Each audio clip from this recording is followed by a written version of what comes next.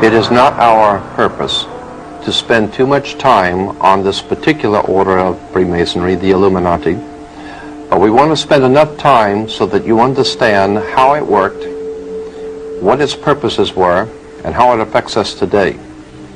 Because it's still with us today. I think at one time or another we've all questioned as to whether all that we see and are experiencing in our world has some sort of a rational plan behind it, because we understand now that both the Republican and the Democratic Party in our country are basically run by the same people. The same money finances both sides. We now know, of course, through the work of many historians who have spent their life working on research to show us that both sides of world conflicts have always been financed by the same people. And as I've said before, there seems to be a method to the madness going on in the world. We know, of course, that we cannot depend on our leaders. Our leaders are misleaders. There is a science that they're following. They have their own agenda, and it doesn't include you. Conflicts require money and cooperation. World conflicts require world banks, International Monetary Fund. Professional groups all have fraternal orders. Doctors, attorneys, etc. have their own specific fraternal orders. In the banking world, it is the same way. They have a fraternal order. In politics, there is a fraternal order. However, we're not supposed to know anything about that because that's not our business. That fraternal order in politics and banking has been known for many years by those in the inside. It has been referred to by different names, different times, in different countries. The best overall name that we can give to this fraternal order, which is running our country, politics, monetary, is Freemasonry. Our country, like so many before us, and like so many after us, was in fact founded by Freemasons. Freemasonry has played a part in almost every government ever founded in this world. It is in operation today throughout the world.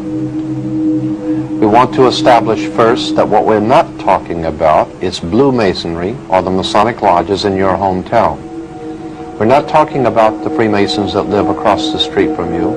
We're talking about a worldwide fraternal organization that is powerful enough, old enough, and wise enough to operate behind all governments in the world, behind fraternal institutions, monetary systems in the world, and yes, they are in fact connected. For instance, the idea that our country was founded by so many Freemasons and Rosicrucians, among others, we ask ourselves, why do we fold the American flag in a triangle? And what does the pyramid or the triangle have to do with the American system of government on our dollar bill? If we remember that our Constitution was signed in Philadelphia, Pennsylvania is referred to as the Keystone State. The reason why Pennsylvania is the Keystone State, because the Freemasons that founded this country were members of the Scottish Rite, and in that Scottish Rite there is the Royal Arch degree. The Royal Arch degree, and of course the Royal Arch, if you do not know, was originally because of the sun coming over the horizon in the morning made the Royal Arch. The Royal Arch degree of Freemasons has been continually and ever busy throughout the world with their Freemasonic endeavors. The United States, as I said, founded in its Constitution in Philadelphia, Pennsylvania becoming the keystone of the Royal Arch. There is much concerning this material that we need to look at. Who are the Freemasons? Why are there emblems and symbols throughout the world on flags and emblems and symbols throughout the world on all sides of conflicts? We might ask ourselves about the Red Cross. The International Red Cross is a Masonic organization. They always, in every conflict, are able to go behind enemy lines. Why is the Red Cross, the International Red Cross, able to go behind enemy lines in wartime and conflict? There's a reason. The International Red Cross out of London, connected with the American Red Cross, comes from the Red Cross of St. George, the cross on the British flag, the Red Cross. That also is a Masonic institution. In our discussion of secret societies, Freemasonry, and occult orders in general, we want to talk about one that might be familiar to you, or perhaps you've heard about. It's called the Illuminati. We don't intend to spend a whole lot of time on the Illuminati, just enough to familiarize yourself if you've never heard of the organization. It was founded in 1776 in the south of Germany by a man named Adam Weishaupt. He formulated his plans in relation to the House of Rothschild in England, Germany, France, Italy. The Rothschild banking dynasty behind the governments of Europe hired Adam Weishaupt to formulate a plan for the world at that time to accomplish certain goals for those in power. That plan came to be known as the Illuminati plan. Now, you can find most of this material in any library, any encyclopedia, under the word Illuminati, which comes from obviously the word illumine, to be enlightened, to be in the light. 1776 is when Adam Weishaupt founded this order, and that's why, of course, in Soviet Union and other communist countries, that May 1st is considered to be the important day to all communist revolutionaries, because Adam Weishaupt founded the Illuminati on May 1st. This you will find, as I said, in any encyclopedia.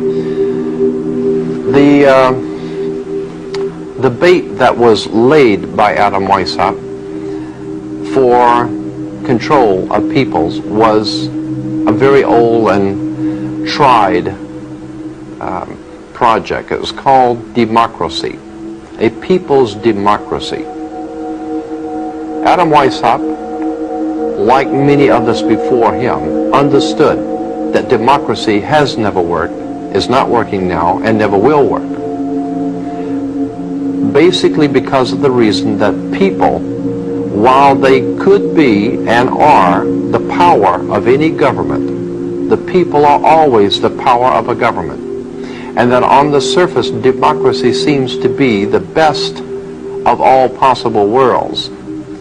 Democracy is a very bad form of government because the people can be misled. Because democracy means, it comes from the word demos, meaning mob. A mob in the street is a demos. Demosocracy, ocracy meaning rule. Demosocracy or democracy means mob rule. You might say that true democracy is like 35 whites hanging one black. That's democracy, the rule of the mob. Now when we put it into more Americanized political terms, it's the rule of the people. And while that may sound good in print, the founders of democracy in our modern day form realized that the people can be manipulated into accepting whatever they want the people to accept. Let's go on with this subject of the Illuminati and its symbols. You will find the symbol of this secret society on the back of a $1 bill. On the back of the dollar bill, on the left-hand side, you will see the pyramid with an all-seeing eye, the Eye of Horus, the Egyptian god of light, the Egyptian god, God's son. And you will see beneath the pyramid 1776 spelled out in Roman numerals. and the words anokopias over the top of the pyramid. Anokopias is translated to mean our enterprise. Anut, our enterprise. Kopias is translated to mean has been crowned with success or is crowned with success. Therefore, anokopias is our enterprise is now a success. And then to find out what enterprise that was a success, as on the bottom of the pyramid, Novus Ordo Seclorum, the new order of the world, the new world order. Keep in mind, too, that what the government, what your government pays for, it gets. If you are paid to do something for the government, they will extract from you exactly what they have paid for. When we understand that, then we look at universities and schools, government-financed institutions of education, and see the kind of students and the kind of education that's being turned out by these government-financed schools. Logic will tell you that if what is being turned out in those schools was not in accord with what the state and the federal government wanted, then it would change it. The bottom line is that the government is getting what they have ordered.